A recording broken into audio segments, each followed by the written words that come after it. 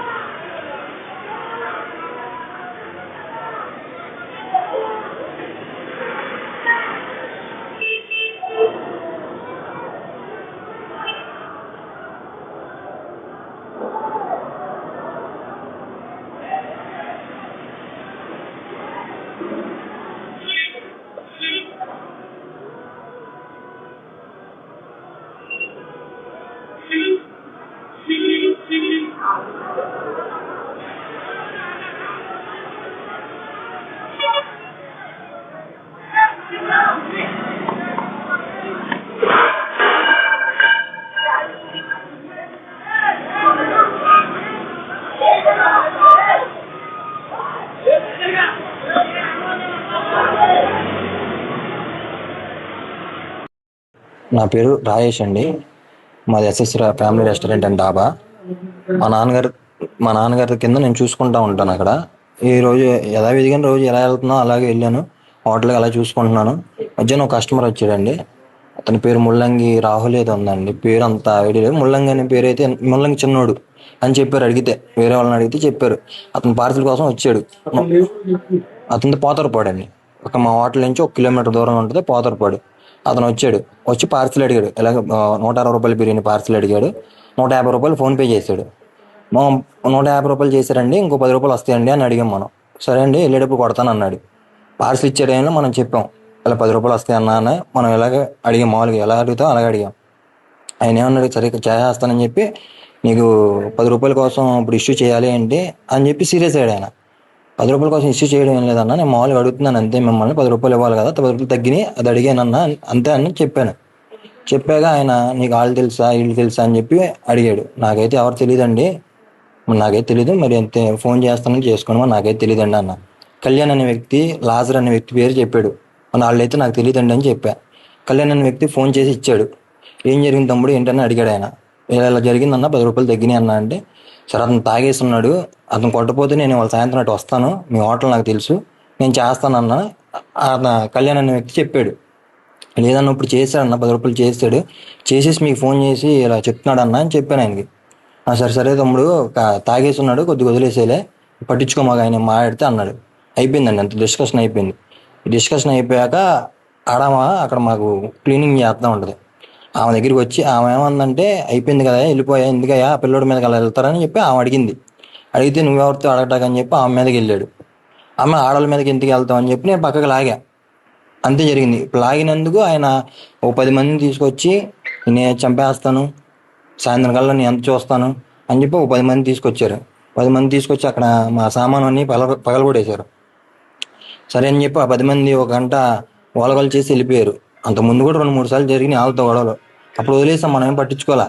ఇది మూడోసారి ఏం చేశారు, ఇక సాయంత్రం 5-5:30 టైంలో 35 మంది 45 మంది జనం వచ్చారు. బీర్ సీసాలు, రాడ్లు, కర్రలు పట్టుకుని బాదులు పట్టుకుని వచ్చారు. నేను ఒక్కనే ఉన్నానండి, నేను ఒక్కనే ఉన్నా. వచ్చారు, మా అద్దాలు అవన్నీ పగల కొట్టేశారు మనిషిని. ఈ లోపల మా నాన్నగారు వచ్చారు స్కూటీ మీద, ఆయన పడేసి కొట్టేసి ఆయన తలకే పగల కొట్టేశారు. ఆయన ఆపడానికి నేను వెళ్ళాను. ఈ లోపల నా మీద ఒక 20 మంది పడిపోయారు. బీర్ సీసాలతో ఇక్కడ పొడిచారు, ఇక్కడేమో రాడ్లు పెట్టి కొట్టేశారు వెనకమాల. నేను అసలు పడుకోలేకపోతున్నా, పడుకోవడానికి ఆస్కారం లేదు నాకు. అలా కొట్టేశారు వెనకమాల. తలకాయ మీద 2 చాట్లు కొట్టారు. ఇక్కడ ఒక చాటు పగిలిపోయింది, ఇక్కడ ఒక చాటు పగిలిపోయింది. బీర్ సీసాలు పెట్టి గుచ్చేశారు నన్ను. రోడ్డు మీద పడేసి రాళ్ళలో పడేసి కొట్టేశారు. ఈ లోపల 112కి మధ్యాహ్నం ఒకసారి కాల్ చేస్తామండి. 112 నుంచి మధు అనే కానిస్టేబుల్ వచ్చారు ఆగిరిపల్లి మండలం తరపున, పోలీస్ స్టేషన్ తరపున. ఆయన వచ్చారు. అప్పుడు ఆయన ఏమన్నారని, గొడవలు ఎందుకు వెళ్ళిపోండి అన్నారు ఎవరు. అప్పుడు వెళ్ళిపోయారు. మళ్ళీ సాయంత్రం వచ్చారు, ఇలా 40 మంది వచ్చారు. 40 మంది వచ్చి ఇంకా ఒకరిని చేసి కొట్టేశారు, చంపేస్తా అన్నారు. అదే ఇంకో 10 నిమిషాలు పోలీసులు రాబోండి మమ్మల్ని చంపేసేవాళ్ళు. అంతసేపండి, ఇప్పుడు ఎంత చేశారు, ఇంకో 10 నిమిషాలు లేట్ అయ్యండి మమ్మల్ని చంపేసారు. వాళ్ళు అన్నట్టు చేసేవాళ్ళు. అది జరిగింది. ఇప్పుడు గవర్నమెంట్ హాస్పిటల్కి వచ్చాము, ఇక్కడ ట్రీట్మెంట్ చేసుకున్నాం. వీళ్ళు 2 రోజులు ఉండమన్నారు. చెక్ చేసి అన్నీ చేసి చెప్తా అన్నారు. కంప్లైంట్ ఫైల్ చేస్తాం.